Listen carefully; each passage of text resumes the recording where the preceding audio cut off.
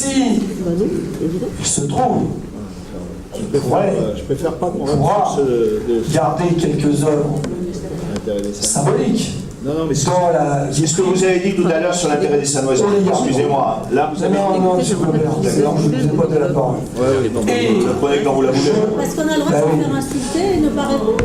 Mais je n'ai insulté personne, madame Mondiran. Je n'ai insulté personne, madame Mondiran. Avec moi, Je n'ai insulté.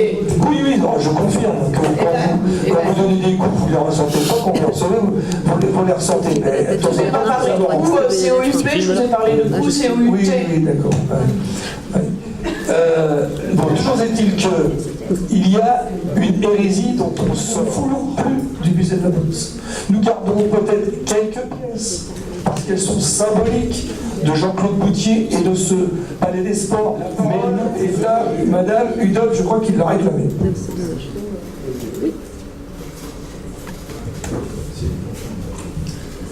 Monsieur le maire, cela fait plus de 20 jours maintenant que nous vous sollicitons afin de savoir où sont passées les collections du musée de la Boxe, collections que vous avez fait évacuer et remis à un commissaire-priseur en vue d'être inventoriées puis vendues.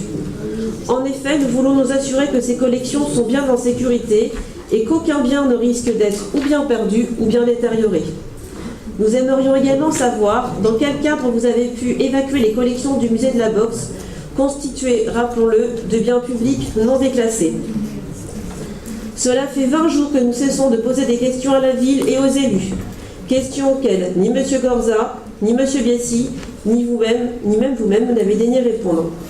De ce fait, et comme nous avons de sérieuses craintes que dans ces opérations, des fautes, des dégradations puissent être commises, dans le doute, nous avons préféré alerter conjointement le préfet du Val d'Oise, la DRAC Île-de-France, la Commission nationale des musées de France, la présidente du conseil départemental du Val d'Oise, ainsi que l'Assemblée nationale.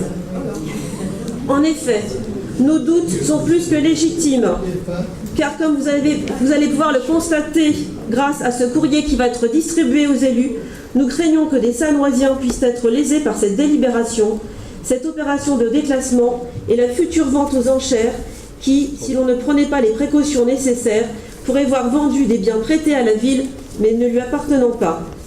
C'est la raison pour laquelle nous vous demandons instamment, en attendant qu'il y ait une enquête, d'ajourner cette délibération que nous ne saurions voter en l'état, car elle nous semble irrecevable. Je vais donner la parole à M. Gorza, mais Mme Hudoff, j'ai reçu un courrier simplement signé par Alexis Pasquet. Alors vous voyez, ce genre de courrier, je n'en tiens pas compte. M. Gorza a répondu à toutes vos questions dans son exposé. Donc je n'ai rien d'autre à dire. Ce courrier ne vient pas de notre part. Lisez la lettre, vous allez voir, c'est très intéressant. Je l'ai lu la lettre. Ah non, vous n'avez pas pris connaissance de cette lettre-là. Elle est écrite par un Sanoisien qui est présent dans la salle. Donc lisez la lettre avant de dire que vous ne savez pas de quoi ça parle. Eh bien, Madame Hudoff, vous devriez être un peu moins agressive. Pour quelqu'un qui rentre dans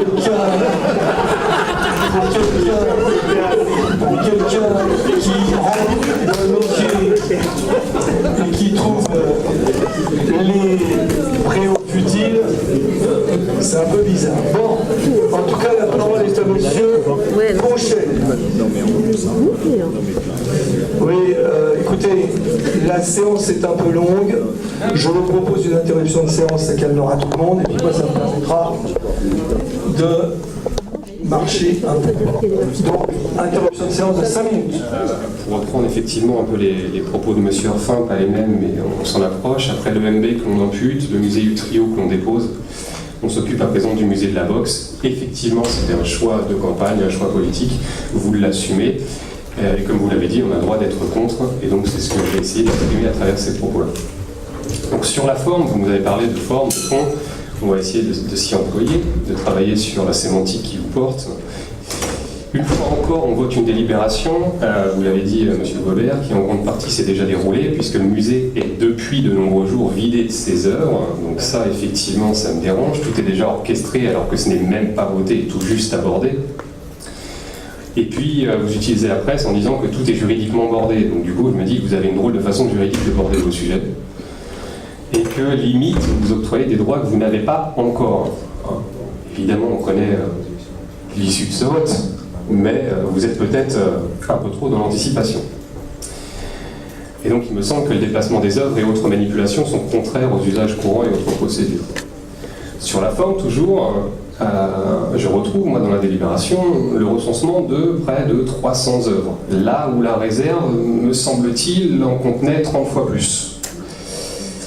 Donc je doute, pour le coup, que tous les propriétaires puissent retrouver leurs œuvres, et nous avons, vous l'avez compris, vous l'avez lu, ou pas, dans la salle un Sanoisien qui s'évertue à demander la restitution des œuvres, et je pense que vous allez chercher et essayer d'accompagner cette demande-là, ce qui me paraît somme toute naturel, mais c'est aussi dommage de devoir attendre ce conseil avec tout le théâtre, le spectacle qui se passe autour pour attenter cette demande.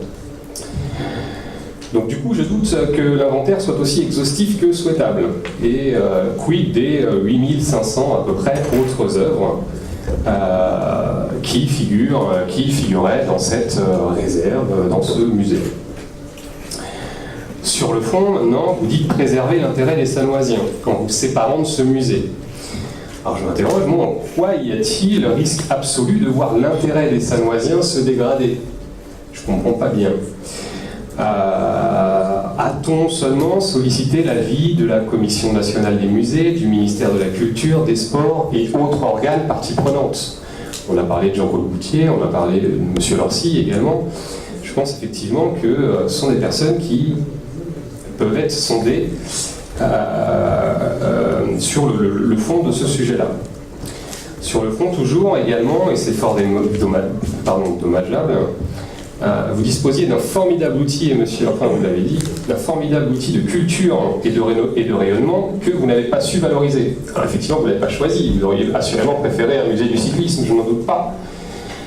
Mais nous avions un outil quand même. Et là, pour le coup, si vous ne l'avez pas su valoriser, c'est entièrement de votre faute. C'est volontairement que vous l'avez laissé dépérir. Effectivement, on peut dire qu'il n'y a que 17 entrées, mais volontairement, il n'y a pas eu de communication. Volontairement, on n'a rien fait pour le faire subsister. Donc, c'est un musée qui dépérit. Et pour pouvoir en orchestrer son démembrement, tout naturellement. Alors, vous l'avez dit, dans votre lettre, la première lettre du maire, qui fait parler, l'opposition, qui aurait aimé avoir également quelques lignes, on en discutera. Donc ce musée est né des désirs inextinguibles de musée du précédent maire. Donc ça c'est vous qui le dites, effectivement. Mais à présent, et Madame Christin l'a demandé, le coût aujourd'hui de cette structure-là, pour moi, ce musée ne coûtait plus grand-chose aux Sanoisiens. En tout cas, pas plus que les quelques 30 000 € de travaux pour la cuisine que vous aménagez en sous-sol de la mairie. Pas plus. Ce musée n'aurait coûté pas beaucoup plus. Pas beaucoup plus non plus en lui tentant de lui redonner un second souffle. Il était tout à fait possible de valoriser ce lieu, ce site, et d'en faire une vitrine de et pour Sanois. Il fallait l'utiliser. Je vous l'avais proposé, M. Biessy l'a dit, et je vous en remercie, lors d'un bureau municipal, effectivement, où l'on vote, et j'étais avec Mme Petrampat, effectivement minoritaire, donc le projet n'avait pas été soutenu. Ce qui n'empêche qu'aujourd'hui, je suis encore convaincu que l'on aurait pu utiliser cela. Mais non, du coup, vous voulez enterrer les projets, les souvenirs, notamment de l'ancienne équipe municipale, avec votre prédécesseur comme hantise. Moi, j'ai mon bout de scotch Pasquet, vous avez votre bout de scotch Paternotte. Et puis ainsi que son premier adjoint ici présent. Parce que vous n'êtes pas l'opposition, M. Gobert, mais vous faites peur aussi, j'ai l'impression, comme d'autres. Donc la fin du musée, c'est la fin de Paternotte.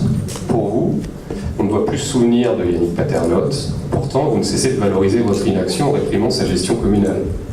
Et vous allez même plus loin, et là j'ai un scoop les amis, en proposant à son ex-premier adjoint, M. Gobert, il y a peu lors d'une entrevue à 3, d'être votre futur premier adjoint.